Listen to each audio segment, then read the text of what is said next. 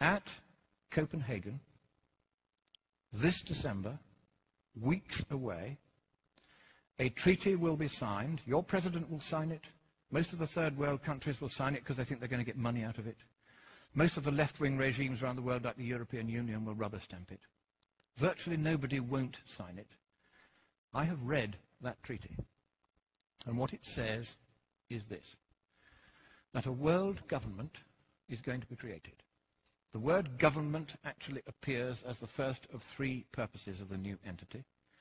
The second purpose is the transfer of wealth from the countries of the West to third world countries in satisfaction of what is called coyly a climate debt, because we've been burning CO2 and they haven't, and we've been screwing up the climate. We haven't been screwing up the climate, but that's the line. And the third purpose of this new entity, this government, is enforcement. How many of you think that the word election or democracy or vote or ballot occurs anywhere in the 200 pages of that treaty? Quite right, it doesn't appear once. So at last, the communists who piled out of the Berlin Wall and into the environmental movement and took over Greenpeace, so that my friends who founded it left within a year because they'd captured it, now the apotheosis is at hand. They are about to impose a communist world government on the world. You have a president who has very strong sympathies with that point of view. He's going to sign. He'll sign anything. He's a Nobel Peace Laureate. Of course he'll sign it. And the trouble is this. If that treaty is signed, your constitution says that it takes precedence over your constitution. And you can't resile from that treaty unless you get the agreement of all the other states parties. And because you'll be the biggest paying country, they're not going to let you out. So, thank you, America.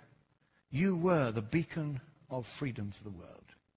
It is a privilege merely to stand on this soil of freedom while it is still free.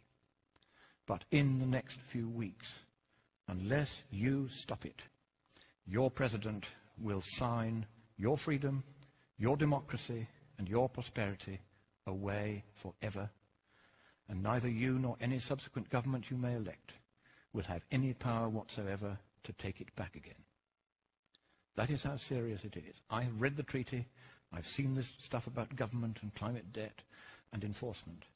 They are going to do this to you, whether you like it or no. But I think it is here in your great nation, which I so love and I so admire. It is here that perhaps at this 11th hour, at the 59th minute and the 59th second, you will rise up and you will stop your president from signing that dreadful treaty, that purposeless treaty, for there is no problem with the climate, and even if there were, economically speaking, there's nothing we can do about it.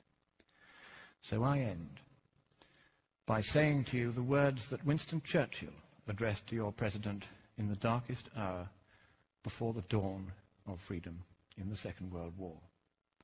He quoted from your great poet Longfellow. Sail on, O ship of state.